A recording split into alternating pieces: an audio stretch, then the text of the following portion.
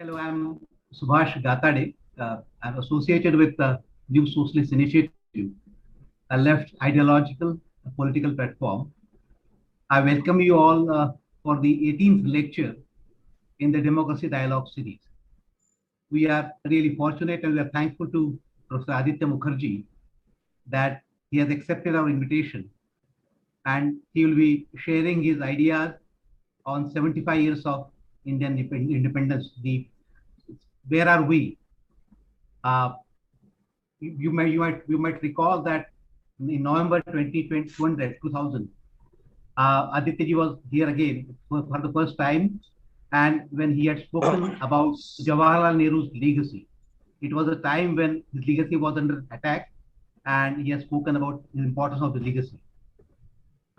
He doesn't need much introduction, but still for this thing for those who don't know, he has been associated with Jawaharlal Nehru University.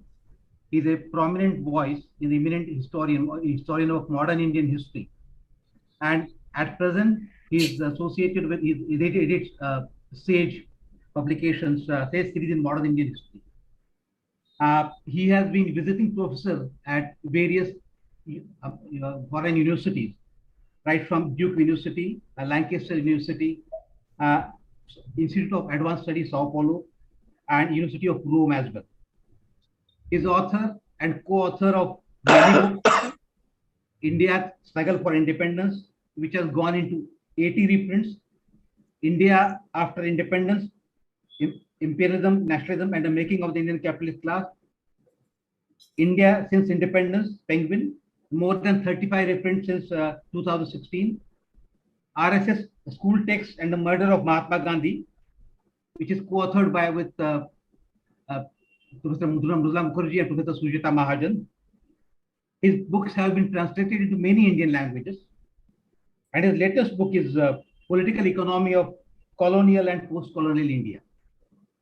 Before I invite Professor Aditya Mukherjee, I would like to introduce Comrade Ravi Sinha and Comrade Bhargav of NSI, who will be facilitating the discussion after Professor Aditya Mukherjee's presentation. Friends, welcome Professor Aditya Mukherjee.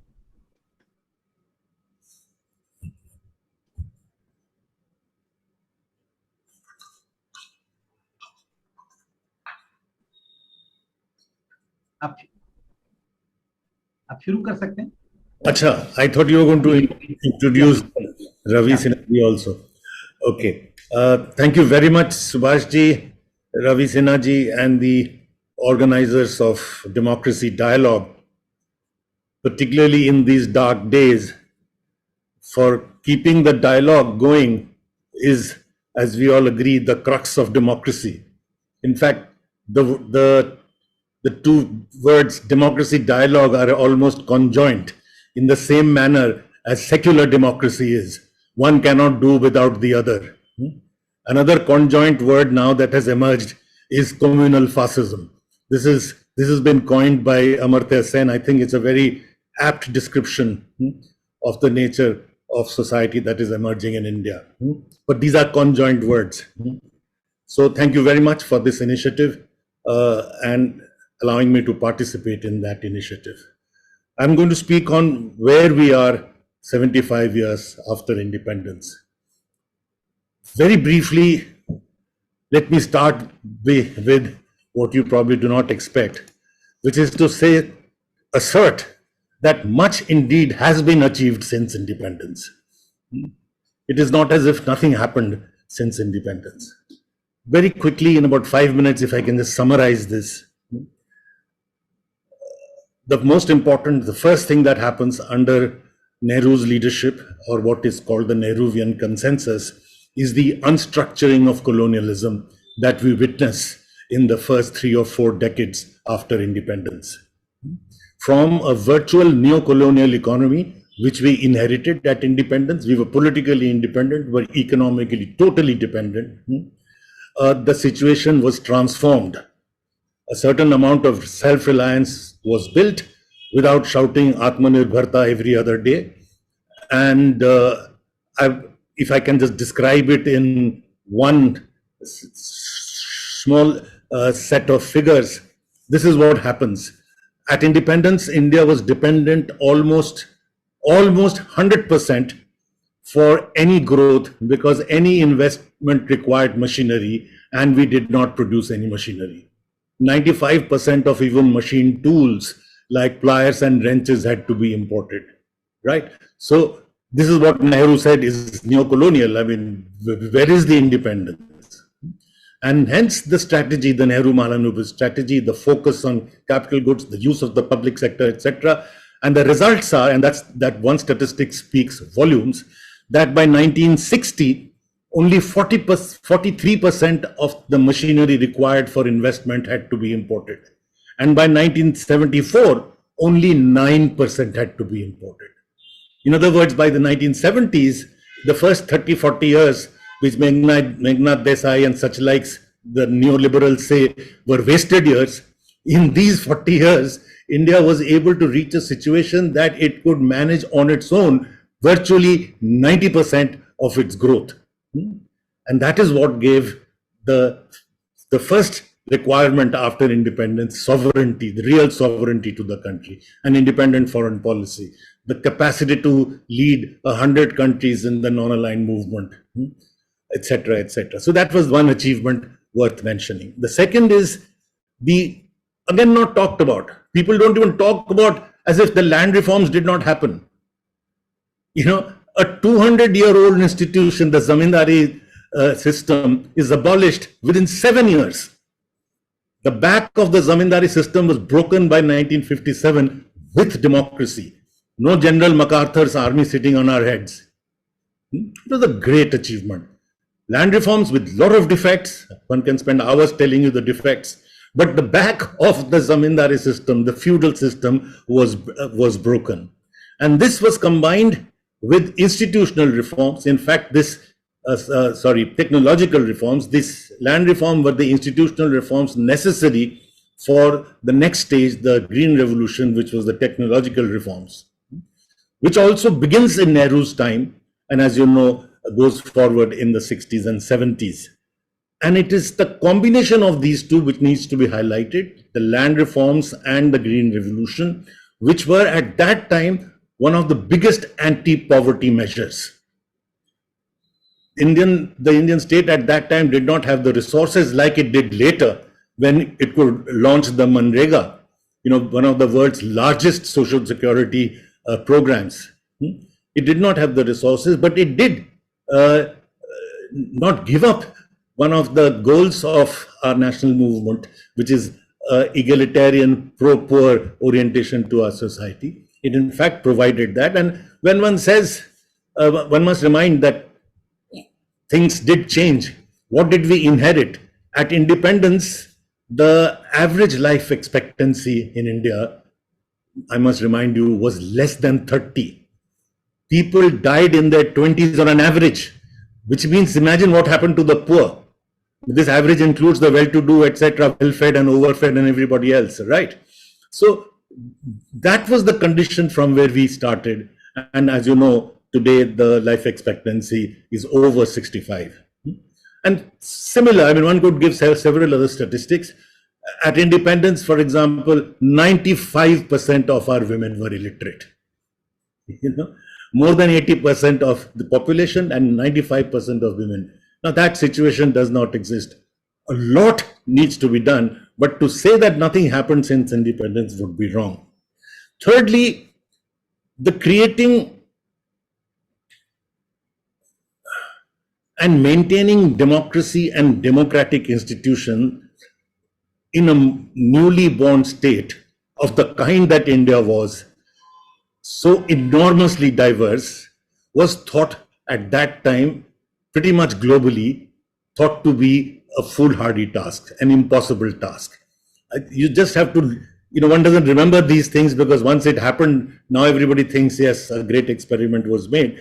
But in the 1960s, people like Selig Harrison, Neville Maxwell were writing copiously about how stupid an idea this was, how Indian democracy in India could not possibly survive, and so on and so forth, right? So in the face of this situation, to actually build the democratic institutions step by step was a great step. And that too, to be able to make a transformation in the economy, both in industry and agriculture, with democracy, was a unique task in world history. It had never happened before. Anywhere else where there has been an industrial transformation or an agricultural transformation, it occurred either with slavery or through forced collectivization or through forced land tax or enclosure system. And I can give you, just think of every country that you know which has industrialized. And certainly all of them had colonies. Now, none of those conditions existed when India makes the transition after 1947. So this was a great achievement, and it was seen as such globally again. In development economics, India was seen as the example of how it is possible to make the transition with democracy. China being the example of how it is done with the absence of democracy. Lastly, and perhaps in today's context most importantly, India was able to create a secular democracy and adopt a constitution on that basis within 3 years of a Holocaust-like situation. Between 46 and 47, lakhs of people died, millions were made homeless, the communal temperature was at its peak, and yet in the very first election, the Indian people overwhelmingly, 94% of them, voted in favor of a secular India, not a Hindu Rashtra, the mirror image of Muslim Pakistan. A great achievement by any standards, which has been highly underrated. An achievement which is only possible because it was at the end of a nearly 100-year-long national liberation struggle with deep ideological moorings. Now, why do I need to state all these to begin with? Because no longer are we historians and academics and intellectuals like you are talking to each other. What the public is fed is what a starlet, I think I forget her name, Kangana Ranaut says, which is that Asli Azadi to 2014 mein aayi. India got its real independence 2014. In 1947, what we got out of beggary, bheek mang ke mila. Now, this is not just one person saying so.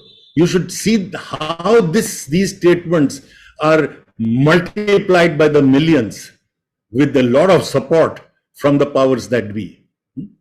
Now, these need to be combated, and that's why I said this. You see, with one sweep from Dadabhai Naoroji, Tilak, Gokhale, Bhagat Singh, Gandhi, Nehru, Bose, all of them are made into bhikaris. Because wo azadi to bheek mang ke mili. See, this attempt to denigrate this great national liberation struggle by those who had not only no part in it, but were actual collaborators of the British, must be resisted. And hence, I'm going to do a bit of that as well today. Now, where are we today? This question can be answered only in relation to A, what has been achieved, and I briefly discussed that just now, and what the Indian national movement stood for, the movement which created the modern nation state, the movement which made possible the constitution, which is the distillate of the national movement. So we need to evaluate where we are today on the basis of what was that vision of that movement. It was a movement which was nearly a 100-year long movement, perhaps the biggest mass movement in world history, the victory of which set the stage for the dissolution of the formal empires all over the world. In other words, this movement had major global implications. It's a great historical event that this movement created. Therefore, let us look at what was the vision of this movement. Because this vision went deep down into the minds of the Indian people, because it was a prolonged mass movement and not just a revolutionary overthrow or a guerrilla movement. And that is the legacy that we have, which we have inherited, which we must bring to bear today when it is being threatened. That there is that legacy, a mass movement, 100-year-long mass movement with deep roots in our society. Now, what were the core ideas behind this vision of the national movement? Very briefly, this is all well known to you, but it is for the sake of argument, it's necessary to put them down. There are 4 or 5 basic ideas of the core ideas of the national liberation struggle. Sovereignty. The future India would be sovereign. It would not be a client state of one or the other superpower. It would be sovereign. It would be democratic. It would be secular. Number 4, it would be pro-poor. Many in the movement thought it should be socialist, but many did not. But all agreed that it should be pro-poor, from Dadabhai Naoroji down to Gandhi to the communists. Naoroji's first book is Poverty and Non-British Rule in India. You read R. Siddharth, you read Rana Day, you read Naoroji, any of the early nationalists. The focus of their writing is that colonialism must be opposed because it causes poverty. So the pro-poor orientation is very much there, which we must remind ourselves. And lastly, that the future India would be one which would be based on a modern scientific outlook, on reason, rationality, not on blind faith and obscurantism, what Jawaharlal Nehru called the scientific temper. It needs to be emphasized that these 5 core ideas, on these ideas, there was a consensus in the wide spectrum of the Indian national liberation struggle. A spectrum which, on the one hand, had liberals, to the other hand, communists, capitalists, Gandhians, I mean, every possible revolutionaries mode of thinking was represented on it. They had lots of differences among themselves, but there was a consensus on all 5 of these points. The only people who did not agree with these core ideas, I mean, this consensus, as I said, remind ourselves that from Rana Day to Tilak to Bhagat Singh to Gandhi to Nehru to Bose to Acharya Narendra Dev to EMS Namudripat to Harkishan Singh Surjit to PC Joshi to Muzaffar Ahmad, everybody, there was a consensus on all these points that I raised, the 5 of them. The only people who did not agree with this were the communalists and other loyalists to the empire, that is, who were outside the nationalist spectrum. That is, it is not therefore surprising that these forces found it so difficult to accept the Indian constitution and even the national flag. They go about bandying the flag these days all over the place, but it took them 50 years to fly the Indian national flag, because they were not part of this, as I said, this core thinking of the national liberation struggle. In recent years, as state power or governmental power at the center and in many states has gone into the hands of those who follow the precepts of the communal strand, which remained outside, as I said, the spectrum of the national movement, most of the core ideas of the national liberation struggle are under threat today. And that's what is going to be the bulk of my talk. That where are we today in terms of these core ideas? I'd like to elaborate a bit what our nationalist leaders understood by some of the key constituents of these core ideas, which has been commonly called the idea of India. What did they think about it?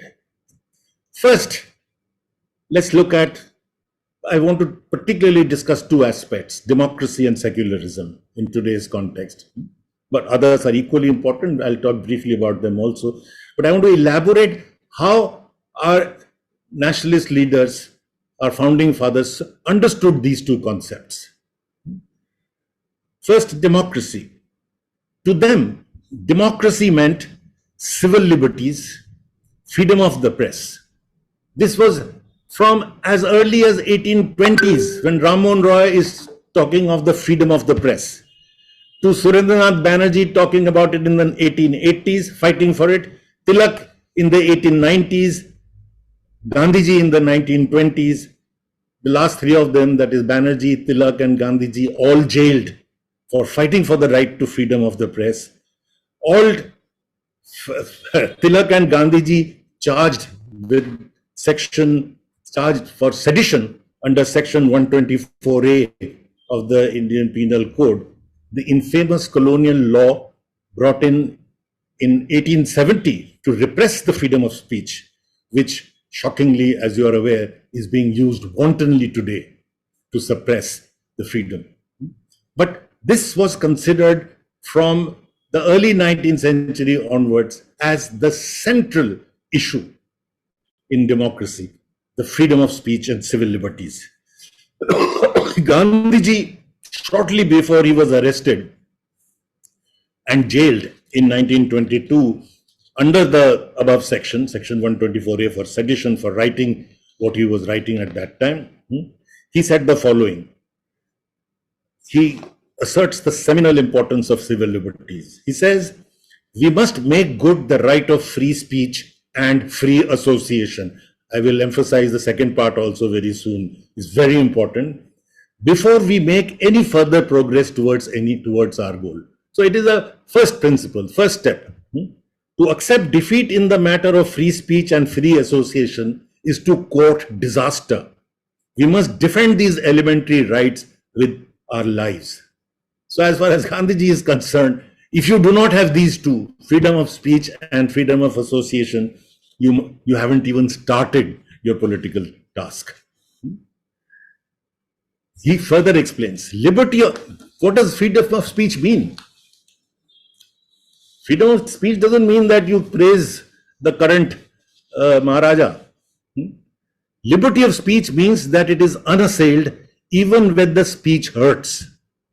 Liberty of the press can be said to be truly respected only when the press can comment on the severest terms and even misrepresent matters.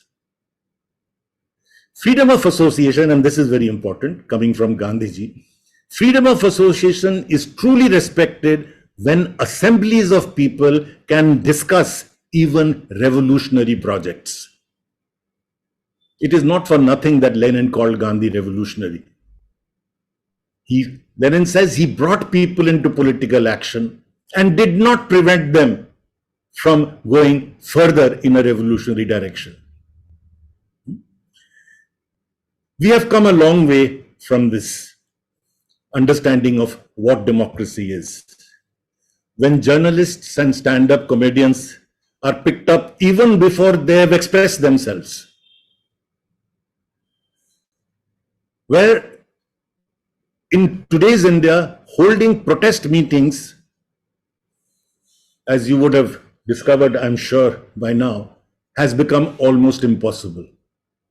You can't book a hall. They will ask, who are your invitees, what speech are you going to give, who will, etc., etc. You can't hold it in public. Even elected members of parliament and former cabinet ministers, as you witnessed just a few weeks ago, cannot lead a small demonstration because section 144 is immediately imposed and they're arrested.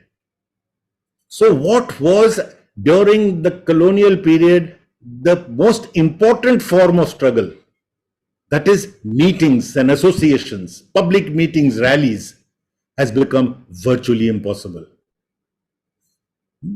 So it's one of two of the most fundamental aspects of democracy, the freedom of speech and freedom of association, is seriously, seriously under threat today.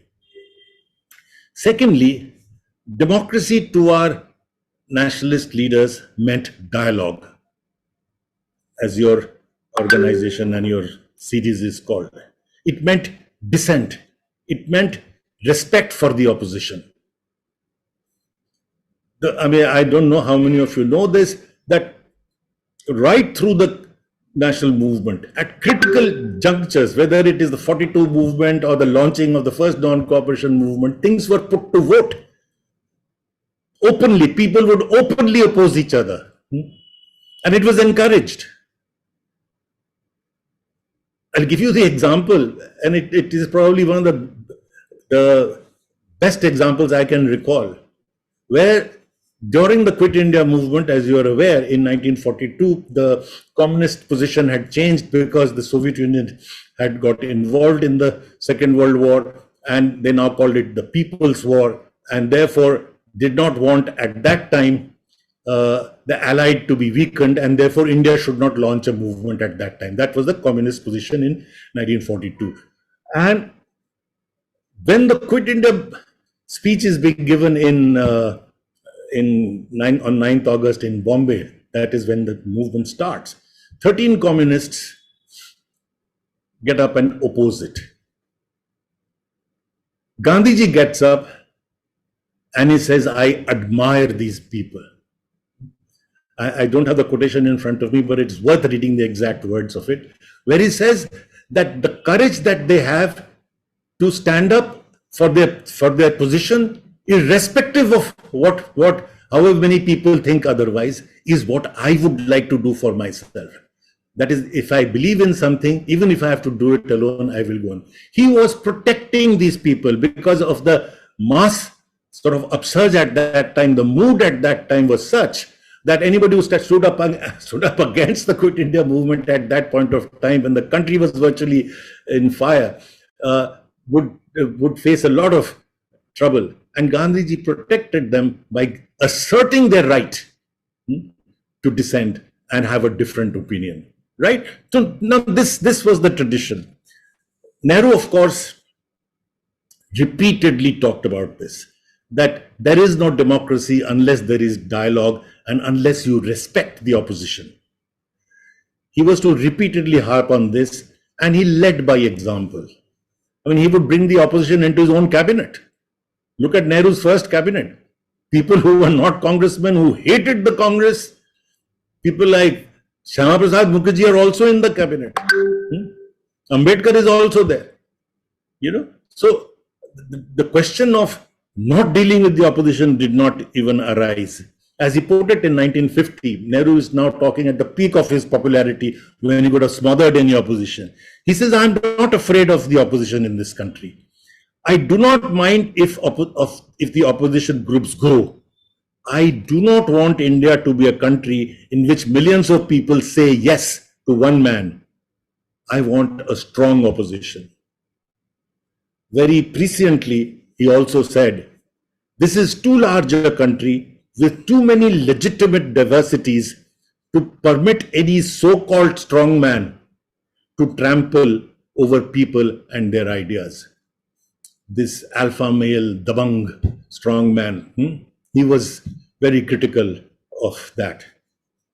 Unfortunately, this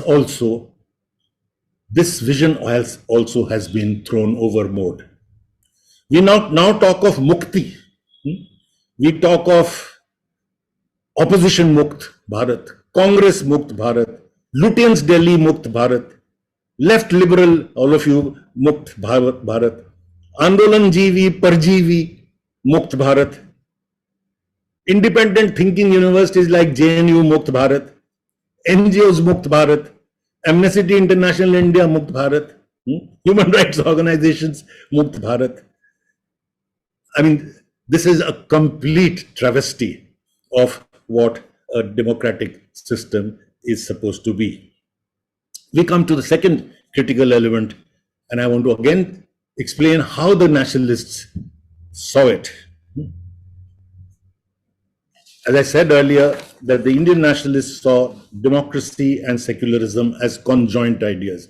They use the phrases together, secular democracy, because you cannot have democracy without secularism, and you cannot be secular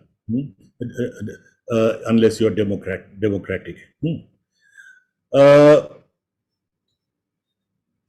For the Indian nationalist, diversity, whether it be linguistic, ethnic, religious, or whatever, was not seen as a problem. It was to be celebrated. If you will allow me to quote once again the father of the nation, at a time when the admirers of his assassin do not move about furtively in dark, dingy lanes, but strut about as elected members of the legislatures, circulate videos where they reenact the murder of the Mahatma. In such an atmosphere, if you will allow me, I would like to say how the first citizen of the country, how the father of the nation understood secularism. Again, coincidentally, on the 9th of August 1942, if you read what he writes in the Harijan, and I'm quoting from that, it was reported to Gandhiji that an organization, and you don't have to guess very hard to think of which one it is, that an organization in Delhi, after a daily lathi drill, they follow with the following slogan: Hindustan belongs to Hindus and to nobody else. And then this is followed by a brief discourse in which speakers say, drive out the English first and then we shall subjugate the Muslims. If they do not listen, we shall kill them. Now this was reported to Gandhiji, that this kind of statements are happening in Delhi, etc. So he immediately writes in the Harijan, and he says the following: the slogan is wrong and absurd. The slogan that Hindustan belongs to Hindus only, etc. Hindustan belongs to all those who are born and bred here and who have no other country to look to. I'm reading this out in slight detail because it's so relevant these days, when again issues of who's an Indian citizen, is being raised 75 years after independence. These issues were sorted out. We knew who was an Indian citizen. But now these issues are again being raised. So let me again reiterate what the Mahatma had to say about it. Hindustan belongs to all those who are born and bred here, who have no other country to look to. Therefore, it belongs to Parsis, Beni Israels, Indian Christians, Muslims. I mean, he names almost the smallest of communities that he can think of. And other non-Hindus as much as to Hindus. Free India will be no Hindu Raj. It will be Indian Raj based not on the majority of any religious sect or community, but on the representatives of the whole people without distinction of religion. Religion is a personal matter which should have no place in politics. I'm reiterating this because such propaganda is spread about Gandhiji that he brought religion into politics, this, that, and the other. Clear, explicit statement. It is in the unnatural condition of foreign domination that we have unnatural divisions according to religion. There is no force in the cry of driving out the English if the substitute is going to be Hindu or any other domination. That will be no Swaraj. The unthinkable a few decades ago, the unthinkable even, as I said, in the first election, Hindu Rashtra, the mirror image of Muslim Pakistan, is now being declared as the objective India must reach by people at the highest echelons of the political system, openly. This is again a big slide back. This was 20 years ago. Nobody would be, in a position to say this in the manner it is being said now. It is small wonder then that the world is no longer accepting India as a full democracy. However, we may beat our chest about it. India is said to be witnessing a democratic backsliding, and is being variously described as a partially free democracy, a flawed democracy, and perhaps more appropriately, an electoral autocracy.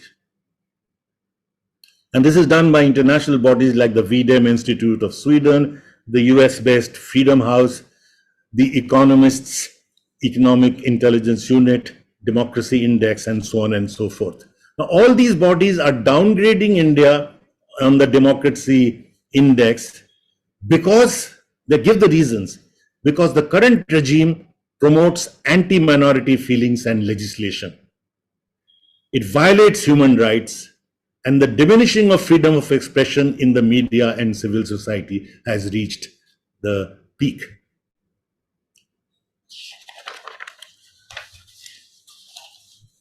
The reputed journal, The Economist, reported in May, as recently as May 19, 2022. It says, so that you know, I'm quoting from here because it should not be seen as the rantings of anti this or anti that. The Economist reported that Hindu nationalist, I would call it communalist, there is no such thing as Hindu nationalism. It's a contradiction in terms. How can you be nationalist if you are only, if you are affiliated to only one religion in a multi-religious country? You can say Hindu anti-nationalist, but appropriately, as was done during the national liberation struggle, they were called communalists. Nobody ever called them nationalists, except themselves, of course. Hindu nationalist speakers at public rallies across northern India in recent years have launched bidding wars of threats against Muslims, from mass rape to mass expulsion. On May 7th, a BJP politician in Bihar in eastern India declared that Muslims should be burnt alive, just like the effigies of the Hindu demon Ravan.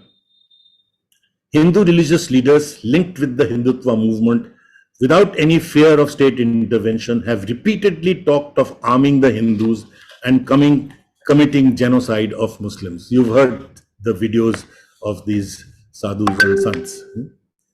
And the Economist reported, following a mini riot in Delhi in April 22, provoked once again by sword-waving youth, ostensibly leading a Hindu religious procession, menacing a mosque, a BJP leader, a well-known local BJP leader, quickly spun the events as a Muslim conspiracy. He said they should be identified, their houses should be bulldozed, he declared.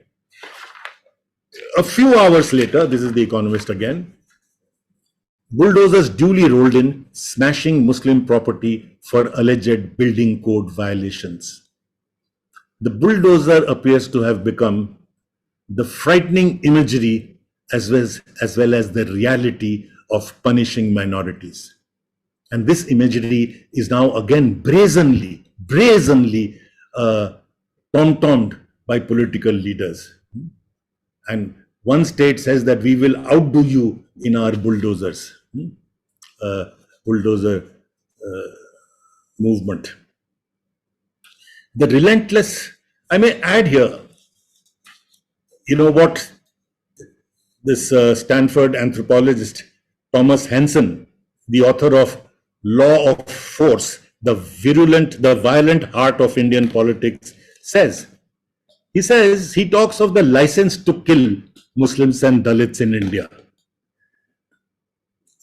He says that the message for all levels of government and police, that if you as a Hindu kill or attack a Muslim, you will not really be punished. That is what happened to Jews in Europe. They became fair game. So he's comparing the Hindu nationalist, Hindu communalist stormtroopers to the Nazi vigilant groups, that they have a virtual free pass on atrocities on certain sections of the communities who have been dehumanized. Again, a phrase which has been used by a Yale philosopher, the dehumanizing of sections of society in a manner that they become fair game for anybody who wants to destroy them. This relentless process of using traumatic events, real or imagined, from history in order to weaponize history, to create a polarization between overwhelming religious majority on the one hand and the largest minorities is playing with fire. I mean, do remember the size of the minorities in India. The Muslims in India are approximately 200 million, Christians are 35 million, Sikhs 25 million. I mean, each one of them could constitute a small European country. Not small, but fairly important European country. This has the potential of leading to civil war-like situation. This polarization not only threatens to destroy the democratic structure, but threatens the very survival of the nation. It must be remembered that nation making is a historical process. It is not a preordained given event. It's a process. In fact, our nationalist leaders always talked about India, a nation in the making. That was the title of Surendrannath Banerjee's book, India, a nation in the making. It's a process of you build a nation. And this process can be undone as well. And one doesn't have to go back too much in history to see such things happen, to see such reversals. The dismemberment of Yugoslavia in the 1990s and closer home, that of Pakistan in 1971 are two good examples of a nation being undone. Recently, it has been pointed out very, very well that how in Yugoslavia, a so-called memory of a 14th century battle where Muslim Turks had defeated Christian Serbs was drummed up, weaponized in a manner that in 1995, Srebrenica could happen, where 8,000 Bosnian Muslims were massacred. Srebrenica is still, I mean, if you visit there, you still see the graves. I mean, it is almost like a pilgrimage against mass genocide. Weaponizing the so-called memory of Muslim tyranny in India can lead to a similar denouement. An imagined memory of the deep psychological assault to the Hindu psyche made by, for example, the destruction of the Somnath Temple is being spread in a manner that it actually becomes a memory. Whereas if you read history, for example, Professor Ramila Thapar has written a whole book on the Somnath, where she has demonstrated that 150 years after that destruction of the temple, another Hindu king rebuilt the temple, and he doesn't even mention Mahmud of Ghazni, the destruction of the previous temple. And 250 years later, and this is an 11th century phenomenon, 250 years later, in that area, the precincts of the Somnath Temple, a mosque is being allowed to be built by the local community, the temple authorities, and the local ruler. And in other words, there is no deep psychological break in the minds of the Hindus and the Muslims. These were seen as, in the medieval times, any ruler, any king coming, cutting across religion, destroying each other's temples mainly for the riches that they contained, etc. What I'm trying to say is that this imagined memory and creating a reality out of that, this constant harping of what happened in Somnath, what did Aurangzeb do, etc., etc., is then weaponized to currently do something much more barbarous than what was done earlier. Srebrenica happened. The demolition of the Babri Masjid happened. Again, these are memories, so-called, imagined memories of where, who was born, and etc. and whatnot. Faith and memory are being weaponized. This is dangerous business.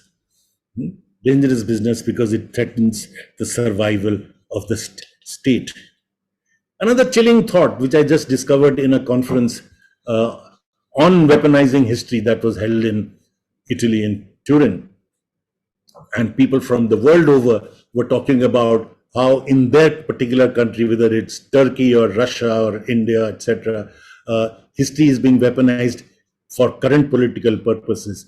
And a scholar who dare not make a frontal political statement for obvious reasons in that country, that is a Turkish scholar. As you know, many of their scholars have had to now run away from the country and migrate to the West, read a paper where she said, she talked about ancient, medieval, and early periods, so that no feathers would be ruffled, and talked about how names are changed. How names are changed, how certain names are erased, etc. And at the end of it comes to the conclusion, and she was talking about how the Armenian names were slowly dropped, how you erase a community from your memory, from your real life, from your people who were your neighbors, who you knew, who you understood, whose names you understood, suddenly do not exist anymore. And then she said that how this has everywhere, a genocide has been preceded by such erasure of names and memories. So it's a very chilling thought when you see the manner in which names are being just changed. Even a Muslim sounding name should not be there. It did not have anything Muslim about it. Even that should not be there. So, it is a very chilling thought that genocides are normally preceded by things like this. Coming back to the other core ideas very briefly. As for the pro-poor vision of the idea of India, the less said today, the better. The level of inequality that has been allowed to grow in India has reached, for lack of a better word, obscene levels. While we thump our chests, boasting the number of billionaires in India, the country keeps dropping in the hunger index to sub-Saharan levels. That our intelligentsia, our middle class should be oblivious of this fact, that our hunger index is reaching sub-Saharan levels, is really, really disturbing. A country where nearly half our children suffer from malnutrition. And we keep talking about becoming Vishwaguru. The images of bodies floating in the Ganga because of the fact that the wretched poor could not even do the last rites of their dear ones, or of migrant workers walking thousands of miles at 45 degrees centigrade, dragging their old, their poor, their children, their sick along. I mean, it has shocked the world that this could be allowed to happen. So the pro-poor vision has been abandoned completely. They do not exist. Erase them from, just as the minorities need to be erased, the poor, the notion of the poor needs to be erased. Similarly, the scientific temper is also on vacation. Our tallest leaders go about mixing up mythology and faith with science and history, inaugurating probably the most important scientific congress. The tallest of our leaders can say that we knew plastic surgery in ancient India, otherwise how did Ganesha get his elephant snout? A governor of a state who's now been elevated even further up, actually said in an engineering fair that Arjun of Mahabharata had actually nuclear-tipped arrows. This has made us not great scientific nation. It has made us the laughing stock of the world. How does one resist this situation? It's not a coup. It's not a military overthrow, but an electoral majority route that has been taken to gradually undo our democracy. undo our civilization, undo our democracy, undo the idea of India. In a powerful book, How Democracies Die, Stephen Levitsky and Daniel Ziblatt, written in 2018, they say, I'm quoting, "The tragic paradox of the electoral route to authoritarianism is that democracy's assassins use the very institutions of democracy gradually, subtly, and even legally to kill it." Now that is what we are witnessing today. Levitsky further says, he gives examples. He says, packing and weaponizing the courts and other neutral agencies. You can add ED, CBI, whatever, etc. you want to it. Universities. Buying off the media and the private sector, or bullying them. It sounds so familiar. India is witnessing today this process of an electoral majority being used to destroy the democratic institutions and the basic structure of India's democracy. So unless we stand up for it, unless we remind ourselves that freedom is not divisible, that is, unless we stand up for the freedom of the other, we will lose our freedom too. We have to stand up for the minorities. We have to stand up for the Bilkis Banos. We have to stand up for Kashmir. We have to stand up for the Dalit boy beaten to death because he takes water from his teacher's utensil. And not wait till our turn comes. That is why the German pastor Niemöller's Holocaust poem Never Dies, where he said, this is in the Stuttgart Declaration, when he was looking at what did the church not do, what was wrong, how did he allow Hitler to come to power? And he wrote this piece where he said that first they came for the Jews, and I did not speak up because I was not a Jew. Then they came for the communists, and I didn't speak up because I was not a communist. Then they came for the trade union workers, and I did not speak up because I was not a trade union worker. And then he says, when they finally came for me, there was nobody left to speak up. Now I think that it's much repeated, but it's worth repeating. There's much in this, that one cannot wait endlessly till your personal rights are infringed upon. It is bound to happen. Unless you protect the other, you cannot be protected. Today, unfortunately, the days of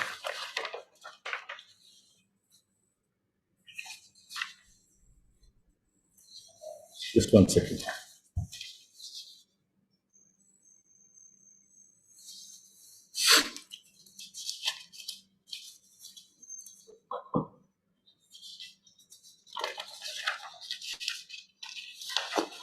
Gandhi, the days of Gandhi and Nehru, who led from the front, who staked their life to protect the minorities in India. Those days are gone. No political leader does that. Lead from the front, as Gandhiji did. His last fast was to insist that the Muslims who have been thrown out of their houses in Delhi must be brought back, their mosques rebuilt, otherwise I'll die. This is leading from the front. Now this is not happening. It no longer looks like the country our freedom fighters fought for.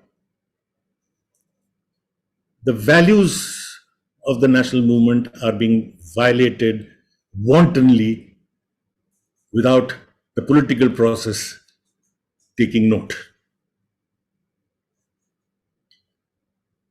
Often the political parties are worried that they will lose the majority vote because society is already communalized if they spoke up for the minorities. And there's one reason, as you find, that even if there is a defense, it is often very muted. That's not the way. That's not the way even the democratic system can be saved. Yet, all is not lost. I think our people, our youth, our women have demonstrated their capacity to resist. In the recent past,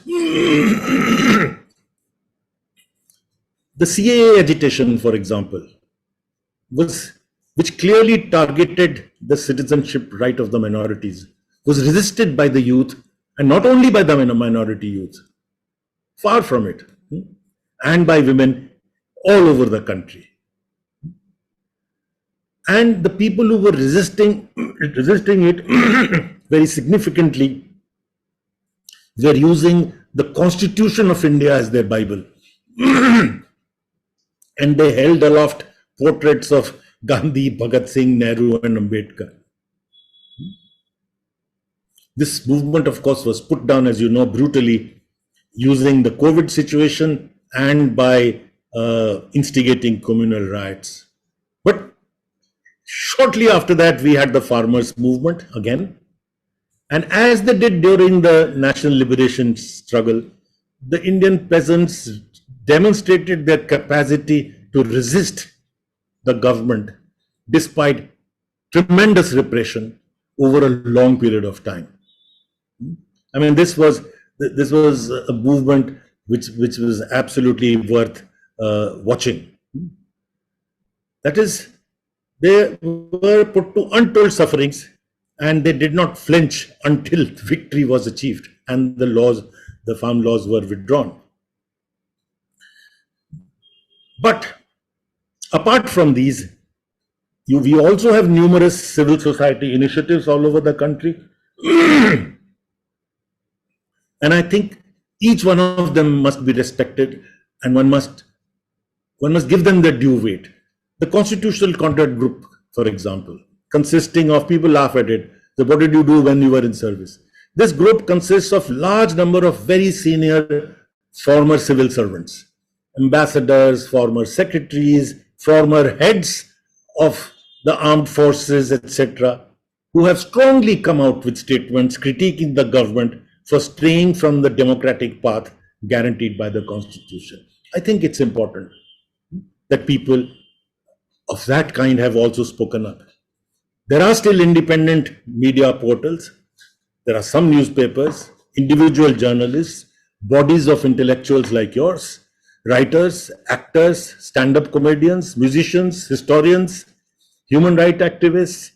They've continued to resist despite facing severe repression by the state machinery. So all hope is not lost. The hope is that the political parties, the opposition political parties, will be able to guide and take forward this resistance that is emerging in society, that exists in society. That is what leadership is all about. That is why Gandhi was accepted as a leader by everybody else. He said, Gandhi repeatedly said, I do not create movements. I see the movement on the ground and I am able to grasp the movement and give it a direction. That is what is required, in my opinion, today.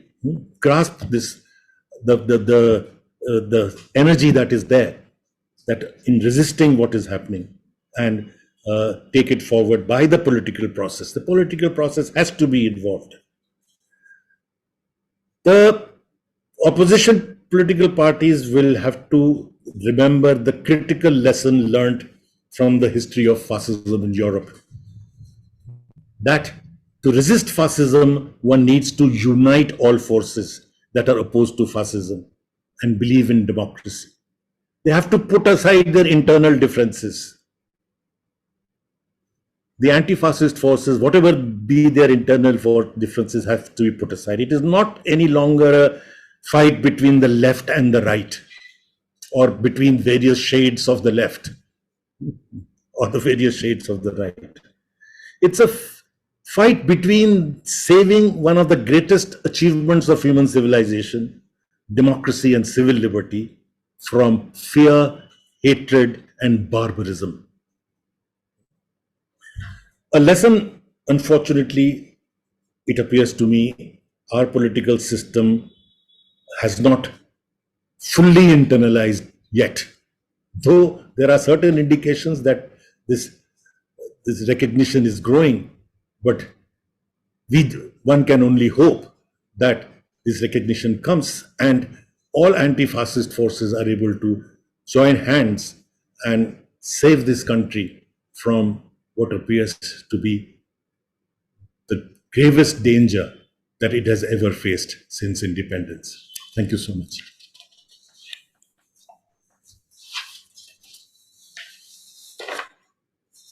Thank you very much for this great summarizing of what we have been losing with this ascent of the right-wing forces at the center, and what needs to be done.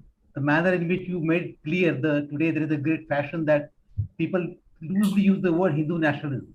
So I think many aspects of the whole battle which lies ahead, you have made clear how the weaponizing of memory is being done and what are the challenges before us. So before I invite any question from the chat box, I will request our senior comrade Ravi to say a few words and start the discussion. Ravi. Thank you, Subhash, and thank you so much, Aditya Sahab, for this magnificent, lucid, very inspiring talk, a very insightful summary of what kind of situation we are in. While Subhash and Bhargav pick up questions from the chat box or from the audience, and there are many eminent names in the audience I see, I just get this opportunity to kickstart the discussion. So obviously I am absolutely, I have nothing to really to ask or say after such a masterful presentation. But to start the discussion, I would be curious to know how would you see that if, as you say, if there are no deep-seated fault lines in mind, let us say, and if they have succeeded, as in many other examples and many other countries that you mentioned, if they have succeeded by relentlessly sort of spreading the poisonous ideology and propaganda, then the question still remains that why do they succeed so easily? I mean, they haven't succeeded so easily, I realize, but still, why have they succeeded in turning the democracy into, as you pointed out, in an electoral autocracy? Is it that the political agents of the good kind, if they are very effective and they are active, then democracy will survive, secularism will survive. And if the malignant forces become very active, then it will not. Is it just that? Or is it also that the social mind and other aspects of the social political climate, the society itself, gets implicated in making it difficult for some political forces and making it easier for some other political forces? Because this question will also be important for what kind of strategies we can come up with in order to resist. So my curiosity to start the discussion will be about the relationship between political agency and the social fault lines or social climate or social mind. Which one is to be underlined how much, and how this interaction goes on? Do we blame the inactivity or insufficiency or weaknesses of the good forces for the predicament we are in? or somehow as democracy became entrenched in our society, something that was deeply hidden in our social mind, that was kind of pulled out into the political arena by the dynamics of competitive electoral democracy. So somebody was going to come along and appeal to Hindus also should be given a rashtra, because Muslims got a rashtra and many other religions got a rashtra. So the traction of this Hindu rashtra, do we see mostly on their propaganda and their political activity, or do we see that existing in the fault lines of our society itself? Thank you. Very, very good, profound question.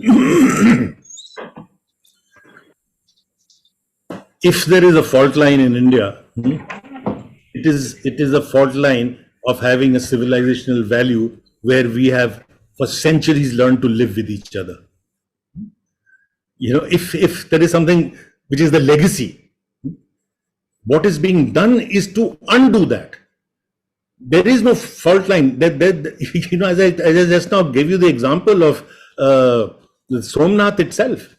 You know, people did not, and which Mughal or Muslim ruler did not have, you know, as their generals Hindus, and vice versa? Which major Hindu king did not have Muslims as his generals and his ministers? And it was not an issue. It has been made into an issue since the late 19th century. It's a very conscious attempt to create identities where none existed of the kind. There was no such thing as the word Hindu did not exist, you know, till late medieval period, right? So there were different identities, but this notion of religious identities overriding all other identities is what the heart of communalism is all about.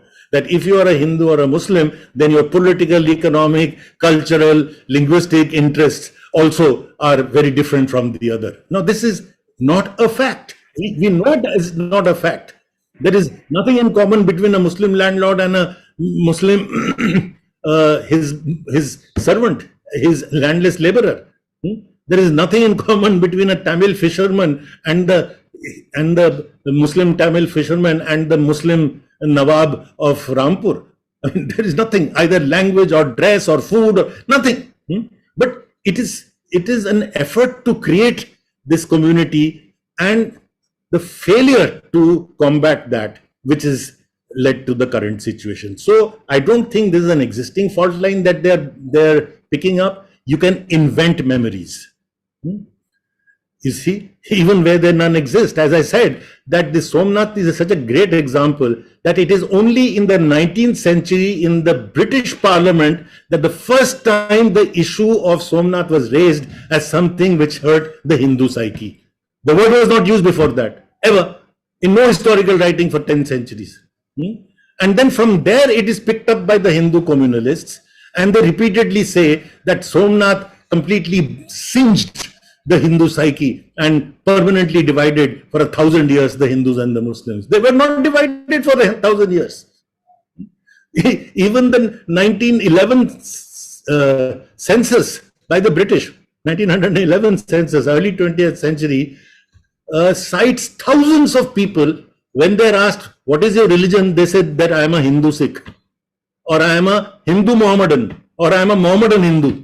This is in the Bombay presidency. I'm just giving you some examples. People even today, you know, it is particularly between the Sikhs and the Hindus, for example, this was the census. It was forced upon them to choose one or the other. The British census authorities insisted, no, you cannot say you are a Hindu Sikh or a Sikh Hindu. You have to say either you are a Hindu or you are a Sikh. You know, so identities can be developed over time which did not exist, and as I said, memories of trauma can be created, built upon, and weaponized. Look at what is being attempted today. While celebrating independence, what is being talked about is the 14th of August, the partition, the terror, the killings, etc.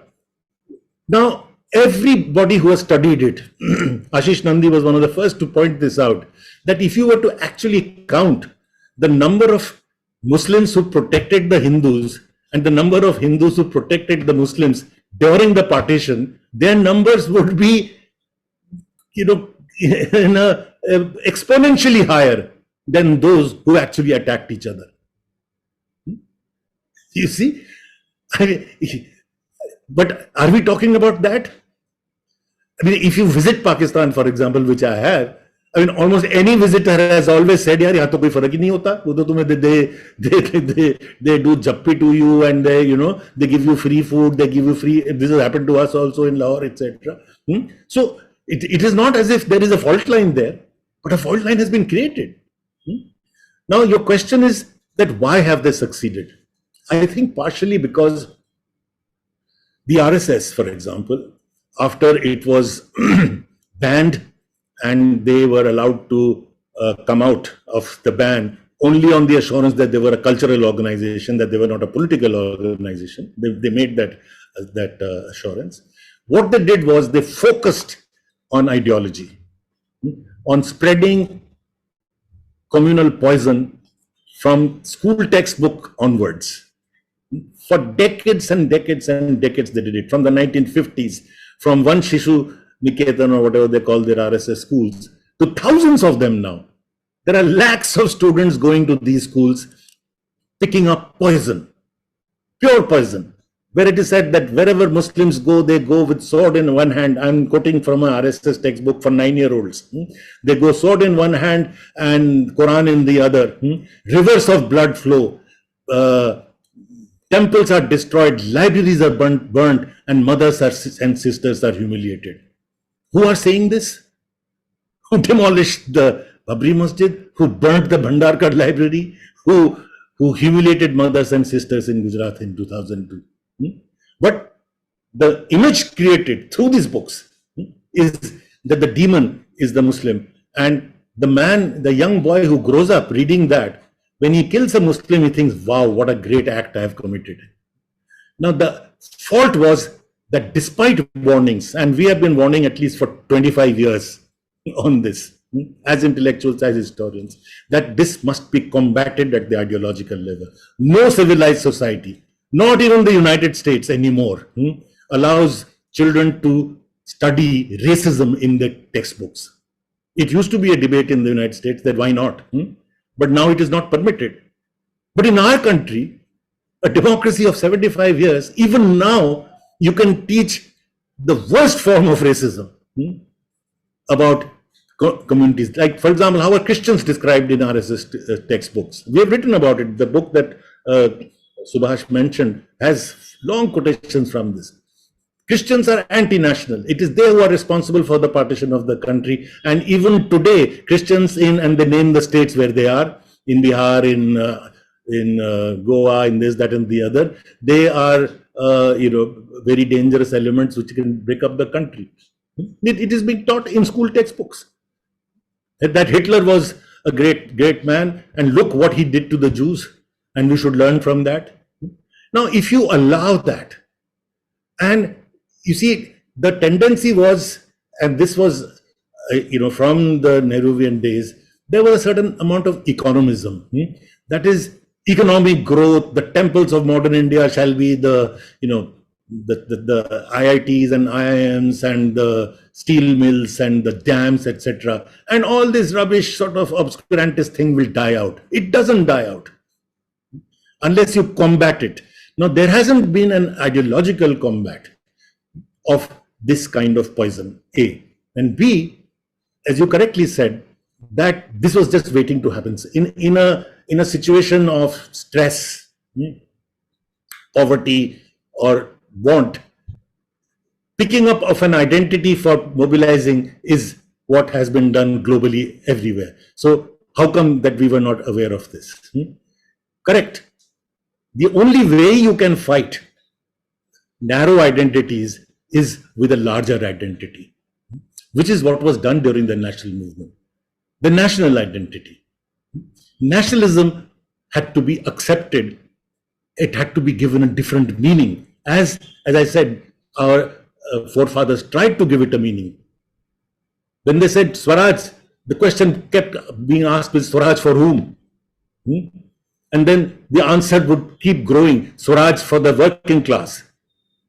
And nationalist leaders like Tilak, Lala Lajpat Rai and C.R. Das formed the ITUC, All India Trade Union Congress in 1920, not the communists and socialists. So already there is this notion ki Swaraj for whom? Swaraj for the peasants. The Kisan Sabhas are formed. Swaraj for the Dalits. The anti-untouchability movements are there. So this notion of a nation has to be there, and a pride in that nation. What we did was we demolished this idea. If you want to see a critique of Indian nationalism, you don't have to read the RSS, etc. You read the literature. Unfortunately, largely that used to emanate from the left, which demonizes Gandhi, calls him a bourgeois representative, which demonizes Tilak, saying कि ये तो Hindu राष्ट्र कर रहे थे, etc., etc. We gave them up. We gave up our great national liberation struggle and handed it over to the right to ride on. So we have to own it up. We have to fight the narrower identities with a bigger identity, a more humane identity, and it is wrong to say that human beings are programmed to be bad. They're programmed to be good. If there is a fault line, as I said, the fault line is that people want to be good. But let us offer them something good. Offer them an identity which elevates them.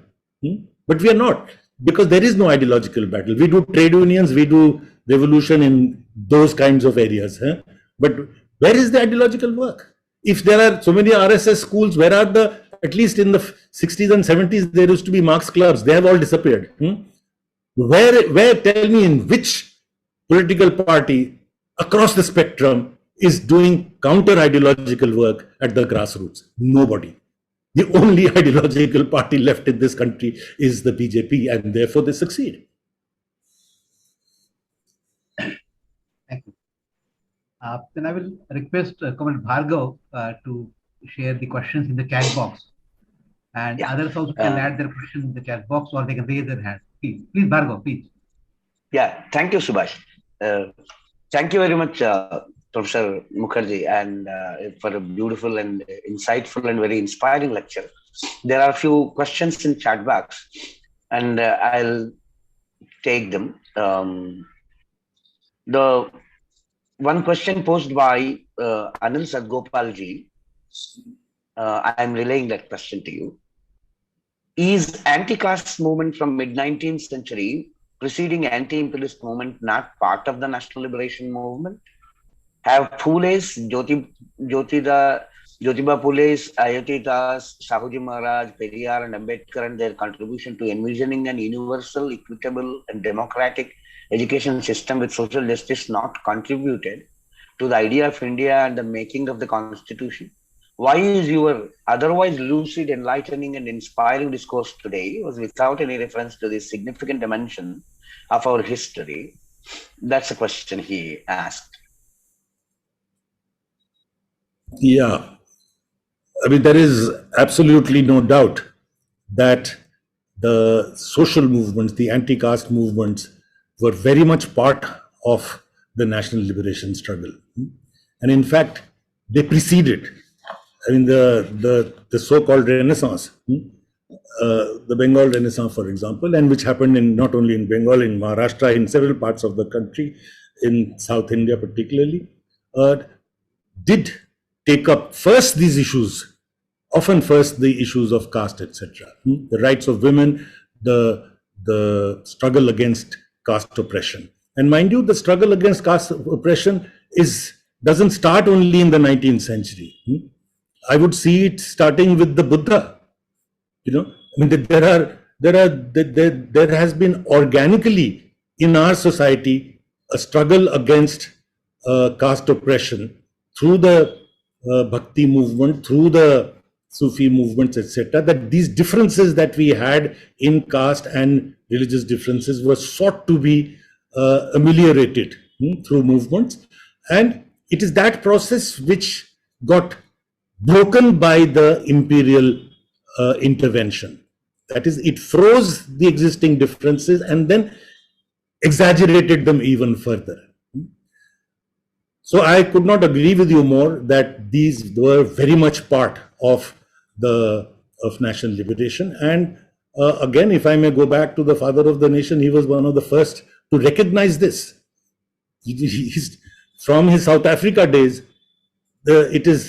he hits at the worst elements of caste oppression, that is cleaning other people's refuse, and he starts doing it himself and yet makes people in the ashram to do that, including his wife, etc. So what I'm trying to say is that it is not as if this is not part of the movement, and of course this is not to undermine Ambedkar or Phule or anybody else. They are all part of this movement and they were seen as such despite differences of opinion. Do remember that it is at Gandhiji's insistence that Ambedkar is made the chairman of the drafting committee.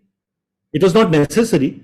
I mean, the constitution was virtually written already in the 1930 Karachi resolution and over time by the stalwarts of the freedom struggle. But it was an effort to take everybody along. Gandhi and Ambedkar did have different understanding of how to deal with the caste situation, and I think we have far too much created a binary between them. You see both in Ambedkar's writing and in Gandhi's writing an appreciation of each other as well, and I would rather look at that. And I mean, I hope you do not go away with the feeling that I am only representing the upper caste Hindu national movement. There was no such thing. I mean, there were upper castes in this was essentially the imperialist idea that Indian nationalism is nothing but the Chitpavan Brahmins and the Kulin Brahmins fighting for their upper caste precepts. But that was not the reality. That was not the reality. We have with us Professor Swadesh Mahajan, and I will request him to join the discussion. Swadesh, please. Thank you for asking me to make a minor contribution. And it's a great privilege to have one of my children, Aditya Mukherjee, give such a beautiful and wonderful lecture. And since we have talked over the years so many times about so many issues, it will be somewhat strange for me to ask him a question, but I would do something in that ballpark. Now, I would like to agree with your whole description that the creation of Hindu nationalism is really a deliberate phenomenon. And for a large time in our history, the Hindus and Muslims learned to live together. But at the same time, it will be perhaps not wise to forget that the communities which live together for so long, it's not that they have gone beyond their differences. They live together despite their differences because it's good, it's convenient, it's human. But every time you have in the atmosphere a group of people like Nehru, Gandhi, etc., they tend to minimize your tendencies toward the so-called evil and poison, because their very presence and their stature basically makes you feel ashamed when you have feelings which seem to run against the culture. So I would say that problems between Hindus and Muslims, it's not that they were non-existent, but it was very embarrassing, shameful to really dwell on them, and even more so to act on them. So when constraints like this to some extent were relaxed, and the leadership basically became encouraging those tendencies and spreading that poison, it became very natural for them to have that so-called some pent-up emotions which were there all the time, to some degree, suppressed, not expressible, non-manifest, right? But it's not that they had disappeared altogether. And they never do. And in no communities that they ever do. So in some sense, we cannot give a clean bill that it's only they who constructed this entire narrative. And we have become, to some extent, victims of that. I think we have to examine on what basis they could exploit. What are the kind of things that they could learn, and what exactly, to some extent, we can do today to make sure that such fault lines, which might appear not to be so historical and so important, really do not allow BJPs and RSS to exploit them to this ruthless extent. I mean, Modi's popularity is just so stupendous that it's very difficult to believe that some kind of an fertility for his ideas to take off did not exist. It's just like saying that some German scientist came to United States and the new scientific revolution came. No, I mean, United States was already very fertile. It did need some new seed, some cultivation to do that. So I think in some sense, we have to examine that also very seriously and meticulously. Yeah.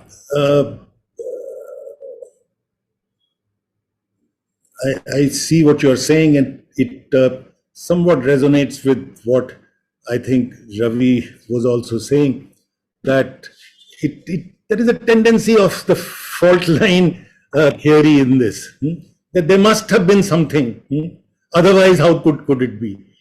But, I mean, I can give you a completely different story of the region that you are most familiar with, out of which you have emerged, the Punjab. I mean, if you look at the last 800-year history of its culture, its music, its language, and and in the manner in which people forgot those differences. I mean, from Baba Farid to Bulle Shah to Laila Majnu. I mean, who the hell knows whether Laila Majnu are Hindu or Muslim? I mean, I ask people, they don't know. But issues would not arise. And the language distinction disappeared, and so many other of course, this is not to say that the Hindus became Muslims and Muslims became Hindus. No, they were two distinct communities, but they learned to live together in a manner that there was no reason at all that what we have witnessed, the kind of killings and partition that we witnessed, happened. As you know, that it was not in the region of the Punjab which actually became Pakistan that communalism happened. It was only in the last few years. Communalism was very much a phenomenon of that emerged in the UP region, not in Punjab in that sense. So, there are these Magnihars, for example, of Rajasthan. The bards who sing the genealogies of families. Now they sing the genealogies of Hindu families, and they are almost all, to the last person, they're all Muslims. So once they became famous globally because the French discovered them, that the music that they evolved is an amazing mixture of classical and folk music that the Rajasthani Magnihars have evolved, and it has become a global phenomenon. So once it became so, we all got interested and started speaking to them. And I remember interviewing a very old exponent of this bard and asking him that, Khan Saab, naam punja bhul gaya, how come that almost every song that you sing is about Kailash, about Krishna, about this, about that, and you are a Muslim? So he looked so flabbergasted. He said, what kind of a question is this? He said, mere baap bhi gata tha, mere pardada bhi gata tha, main bhi gata hu. But the thought had not occurred in his mind that he as a Muslim cannot be singing, to the village folk, the musical tradition of the alternate religion. So what I'm trying to say is that a lot of it is created. A lot of it is created. It did not. If it existed, so I could ask the counter question that if there was a fault line, then how come till 1947, till the partition riots, the Hindu communalists got virtually no percentage from the Hindus? The overwhelming majority of the Hindus were with the Congress. And I told you the first general election result. The Hindu Mahasabha, the Ram Rajya Parishad, etc., all put together got 9 seats out of 486. They got 6% of the votes. The overwhelming, how come the overwhelming Indian people did not, despite the provocation of the riots and the killings, etc., they did not vote for Hindu Rashtra?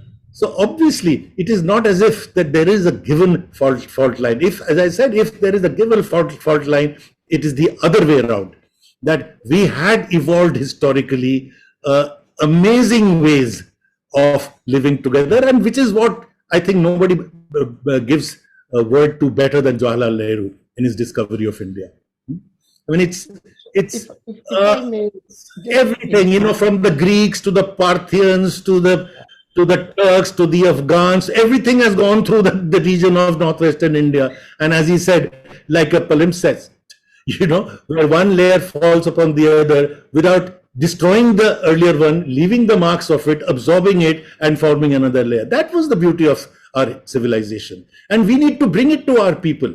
That is the beauty, and that's what we need to be proud of, as at least the generation young people used to be proud of. And the Sanghis, as we used to call them, used to hide in the woodwork.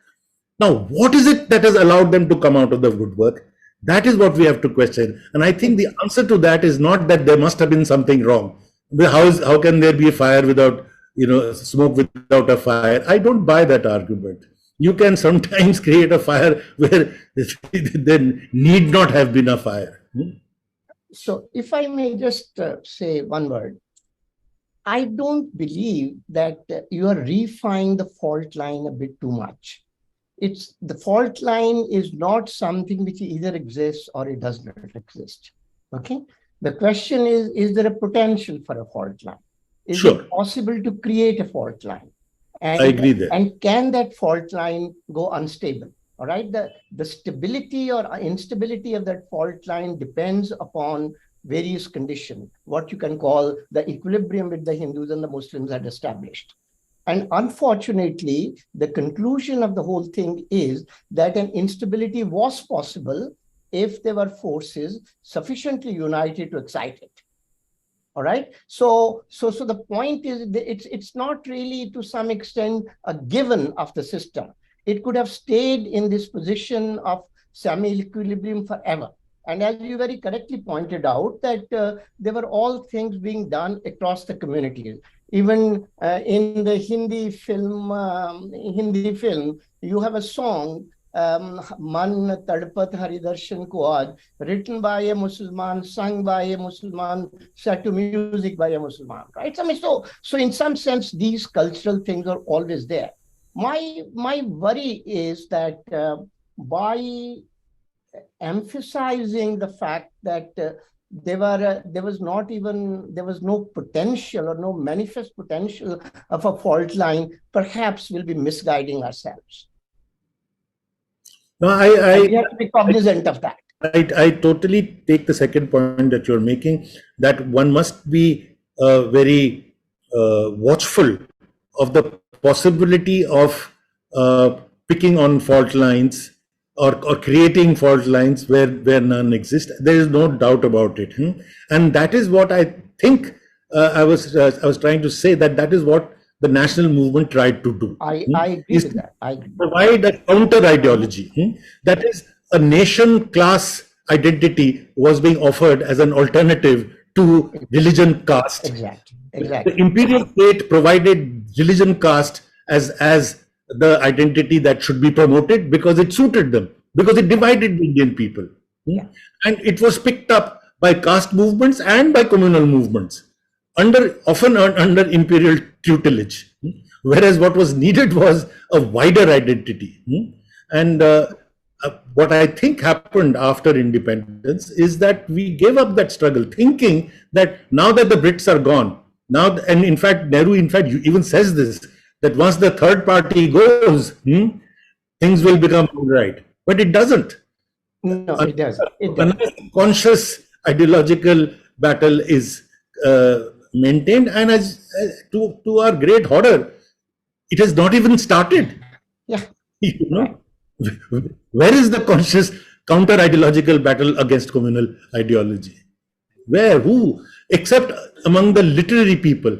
The only people who fought this battle, I would say, are people in the literary sphere. Yes. You know, in an amazing way. This is something which is very difficult to understand.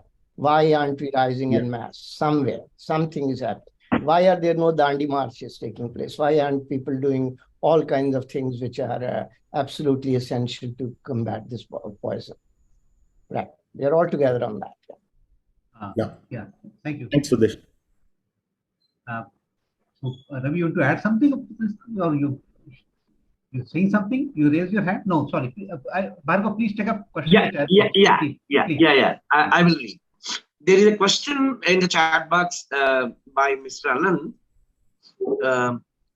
Yes, ours has been a great successful experiment in political democracy, but it has following well-known structural limitations. One, first past system in elections. Congress and BJP got 100% cabinet seats with 35% of votes. Second, no right to recall. Third, unaccountable bureaucracy. 4, no entry to democracy inside factories and farms. 5, fundamental rights do not include right to employment, health, etc. The current usurpation of political democracy by BJP is partly due to these limitations, because of which socio-economic well-being of people remained a dream. Can we win back political democracy without including these guiding principles as fundamental rights, whether the Congress will agree to it or not? I couldn't agree. I agree with almost everything that has been said, except to point out that it is not true that people haven't fought for this. In fact, what you have witnessed in the last 25, 30 years, on the one hand, is this negative growth of communalism. But on the other hand, we have witnessed the amazing success, I would say, of rights-based movements. Right to employment, right to food, right to education. These movements, and they have emerged from the bottom, they have emerged from and have led to, in fact, the state having to even pass laws in that and amend the constitution on that basis. So I think these have been some victories, but I am totally with you that those rights-based movements are critical part of a democracy, a survival of a democracy. But that there are structural issues like the one you mentioned, the first past the post system, that there are a lot of people who have said that it needs to be relooked at. But how is the question? I don't know. I don't have an answer, because the political parties do not seem to be wanting to do that. But there is absolutely, I think almost all experts have agreed on this, that certain electoral reforms are very much on the cards, and this is one of them, undoubtedly so. Yeah. Rahul had raised his hand in the chat box. He has raised his hand. Rahul, Mr. Rahul, can you unmute yourself and raise your question? Rahul. I think Rahul is not out here. We have with us Mr. Rajiuddin. He is a scientist. Oh, are you saying something? Sorry. Rahul, you are not audible.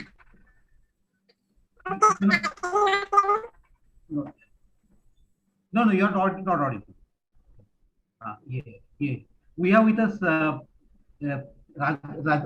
Rajiuddin is a scientist at the Washington DC National Institute of Health, and I will request him to share his comment and query. Mr. Rajiuddin, please. Please unmute yourself.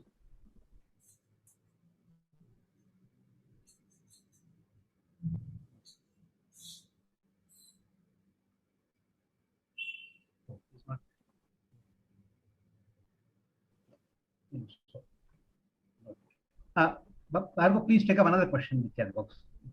Yeah. Yeah, let's take up. In fact, there is a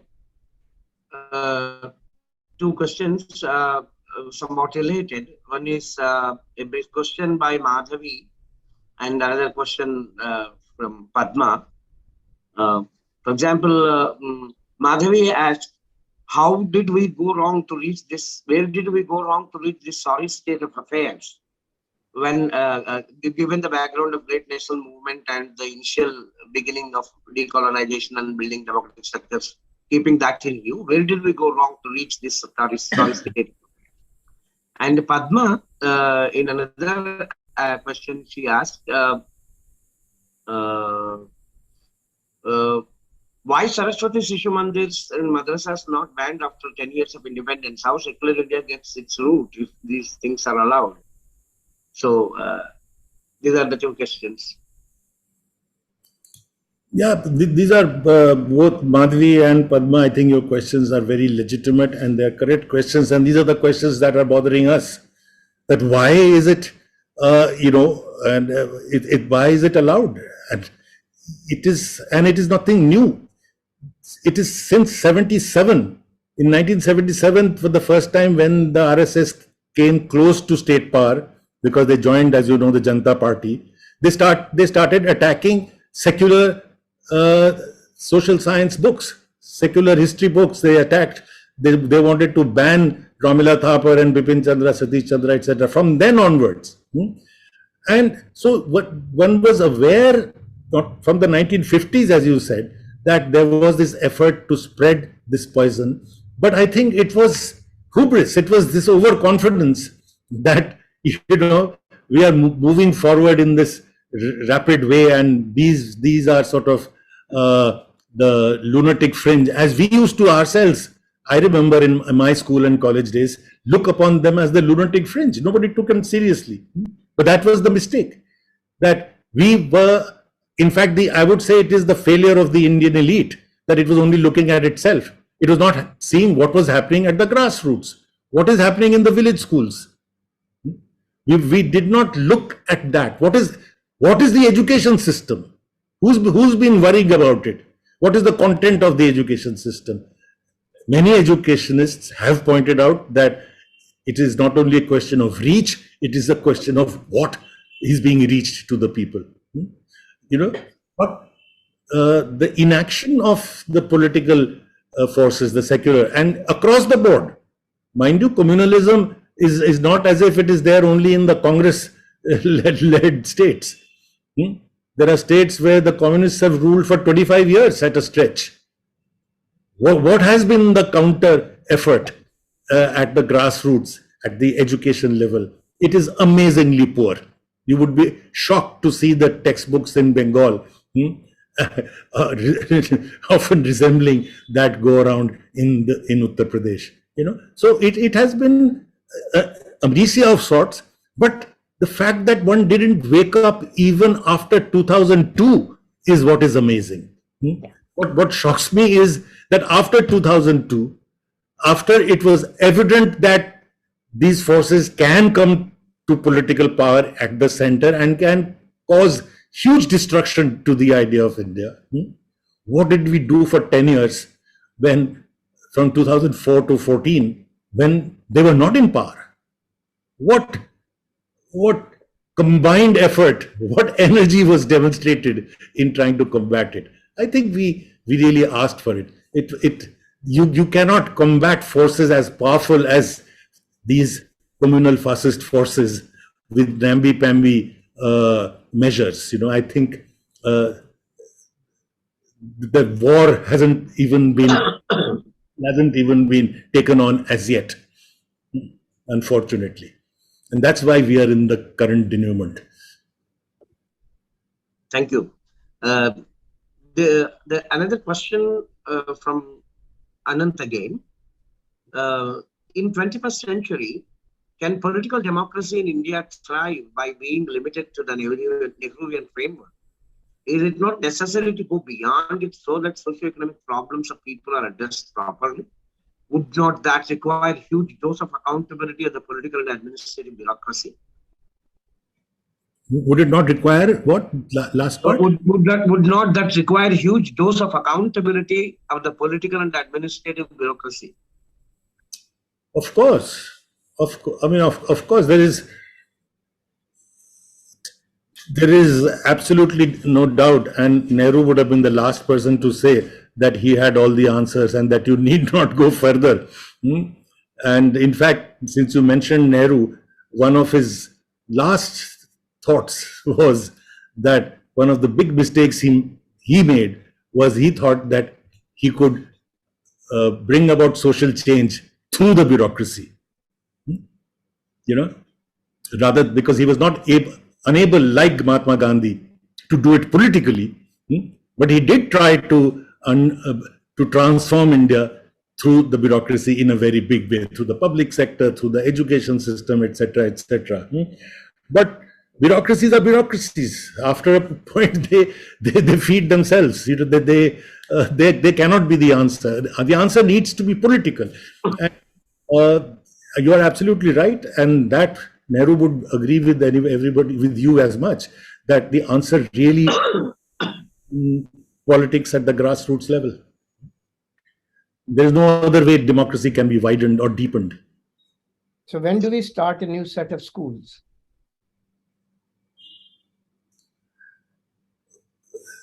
Day before yesterday. It's too late. No, but we can't be too late. We can't afford to be too late. Like universities were started, the JNU was started specifically with this purpose of creating a secular, pro-poor, equitous institution which would be independent. Of course, it has been destroyed, but or it is in the process of being destroyed. But we needed 100 JNUs. Yes, and 100,000 schools. And yeah, and we don't 100,000 schools. Yeah, you're right, and we don't even have one. Yeah. And why aren't old folks like us doing it? Starting a school? Good idea. Some of them have, but I said that unless it is taken up politically, I mean, there are the Amartya Sens and the Gayatri Spivaks who have opened schools in their villages, etc., where I'm sure very nice education does happen. There are many NGOs who are doing it at various levels, very good work. But it is not an NGO activity which will transform. No. It has to be taken on politically. That is why Gandhiji was so relevant. When in the 1920s, he brings the issue of caste and untouchability bang into the national movement. He says you cannot be a member of the Congress unless you believe in Hindu-Muslim unity and you are against untouchability. So it has to be part of the politics. If Bhargav picks up another question from the chat box, before that, could I get a second chance to bring in to Professor Mukherjee?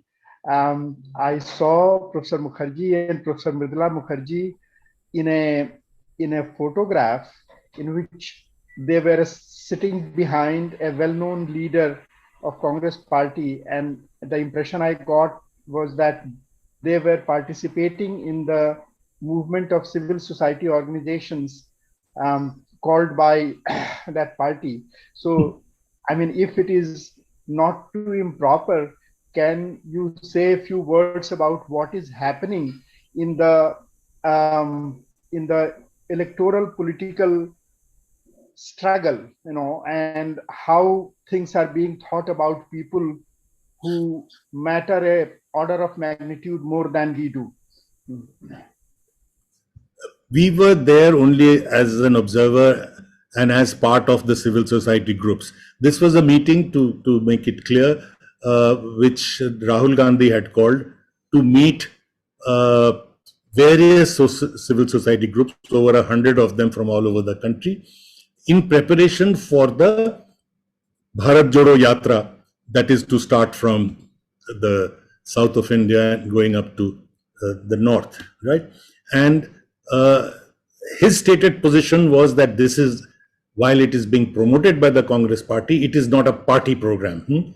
They will not carry the party flag, they will carry the national flag, and it is open to and must involve and which is what I thought was the positive part of it, must involve every shade of political opinion which believes in Bharat Jodo, right? And particularly the various NGOs. So at that meeting, there were various NGOs who spoke up, and they expressed the same feeling. They said, whether you do it or not, whether you do it badly or not, we are going to participate in that movement. Now, if this Bharat Jodo Yatra kind of thing can be operationalized, it's a massive effort. If it can actually invigorate enough people, it would be a very good start indeed, because that is what needs to happen from the grassroots. People's movements who refuse, who do not accept, demonstrate to the people that you can do it, but it requires, I mean, let us accept it, we don't have a Gandhiji. So it requires a leadership to emerge which can see this through. There will be obstructions. I mean, you can be arrested, but you must have a strategy of how it will happen. And if there is enough in our history to show, to guide us how to do it, if only one was to learn from that history.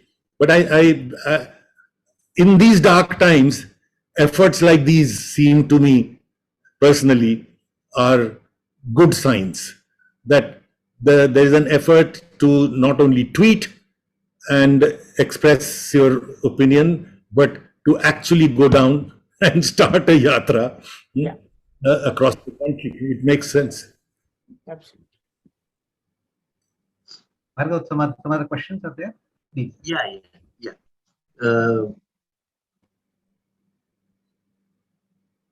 There is a question from Sundar Mailavarapu. What can we do? What can we do going forward to help reverse this march towards fascism? Since I've been a teacher for the last more than 4 decades, we deal with young people all the time, and often, particularly the young people would ask, sir, but what can I do? Especially in this current situation where you cannot, I mean, they were not asking us these questions 10 years ago. Then they were telling me what to do, because, ours was a very political campus. They knew how to organize. They would hold protests. They would, do everything. But all that is now out. You cannot, you're beaten up. You're beaten up on video camera, and those who beat you up are not punished. In 2020, in JNU, teachers and students were beaten up in the presence of the police by gundas, all on photograph and cameras. Nobody has been punished, right? So the situation is difficult. So when people ask me, young people ask me, what can I do? If I can speak, I tell them, I'm sure you can speak. You talk, you start with your family. Start with your uncle who votes for the RSS. And let's see, a beginning has to be made. Let's begin wherever we can. I mean, I do not say no to any invitation, even if there are 30 people listening in. Yours is a much bigger one. Let us do what we can. Keeping quiet certainly is not the answer. Or waiting for, the revolutionary movement to arrive. It will not arrive on its own.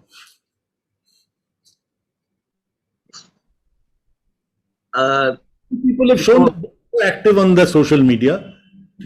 Let them express themselves on the social media, as some of them did, and they paid a price for it. People like Gurmeher Kaur, for example. But it made a difference that young people would stand up and at least express themselves on the social media, oppose the trolling that happens.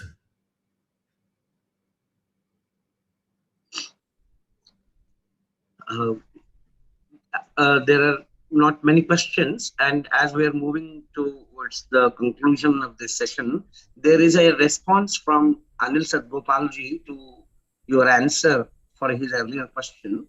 Summing it up, he says so. As Baba Sahib Dr. Ambedkar contended in his speech in Constituent Assembly on 25th November 1949, political democracy is incomplete without social democracy. Unfortunately, this contention has by and large been ignored so far, even in the liberal discourse. This fault line can be traced to the incomplete narrative of the national liberation movement, which I also try to point out in my two questions. Anil, you would like to add? No difference of opinion on that. That political democracy must involve social democracy, and social democracy involves caste, class, any kind of gender or any other kind of oppression. Surely, and I think the best of our nationalist leaders were very well aware of it and took it in that spirit. You know, Gandhiji gave up politics for 2 years after the 1932 movement. And if I said for 2 years, I'm going to just travel all over the country and take up only the issue of untouchability and temple entry and the caste. So obviously it is not as if it was something that was not known, that you cannot have nation building if you ignore something as horrifying as the system of caste discrimination. Absolutely, I couldn't agree with you. Anil, you would like to add a few words to what you came to comment? Let me try. I'm not very good at speaking, but let me try. What I'm trying to point out that the national liberation movement discourse, the narrative, will be incomplete, not only in terms of ideology, but also in its capacity to communicate with the larger masses of the country. If the issues of caste, patriarchy, race are not in the forefront, and the anti-imperialist discourse invariably gets the upper hand, and rightly so also, but it is really incomplete discourse if you don't connect it with the anti-caste, anti-patriarchy, anti-race discourse in the same period. And what I want to focus upon is that I'm very much aware of Gandhi-Ambedkar discourse from 1932 Yarwada prison debate between the two great leaders of our country. I'm also aware, which I want to point out, the democratic dimension of that discourse between the two people. When Dr. Ambedkar, in his Annihilation of Caste, critiqued Mahatma Gandhi, Gandhi published serialized the entire anti-caste annihilation and the annihilation of caste, right up by Dr. Ambedkar in his Harijan, serialized. Then Dr. Ambedkar criticized Mahatma Gandhi's, inability to take a stand against the caste system, but talking about untouchability, of course, but you can read all this available on the internet now. So he criticized Gandhi again, and then Gandhiji responded to the criticism of Ambedkar, and then again Ambedkar criticized Gandhiji, and Gandhiji went ahead and serialized the entire debate, something which is impossible to happen today. You'll be in the prison, NIA will be after you, ED will be after you if you do all this today to the leadership of our country. So this I'm very much aware of. I'm fully aware of that when Nehruji could not think of the appropriate person to chair the drafting committee of the constitution, then Gandhiji called Nehruji and said, look, why are you worrying about it? We have Dr. Ambedkar. It's a very well-known fact about the Dr. Ambedkar becoming chairperson. But what I'm saying, the whole narrative of only the anti-imperialist narrative is incomplete description of what was happening from mid-19th century onwards. Of course, we can talk about Buddha also. I've written also. I agree with Aditya ji that the anti-caste movement began 5,000 years ago with Buddha. I fully agree with him. But the dimension after mid-19th century changed totally.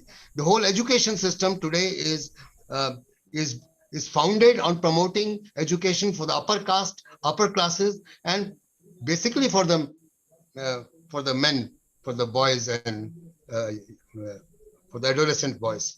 And this is all now borne out by the data on education, which is available. Nothing is changing in that respect.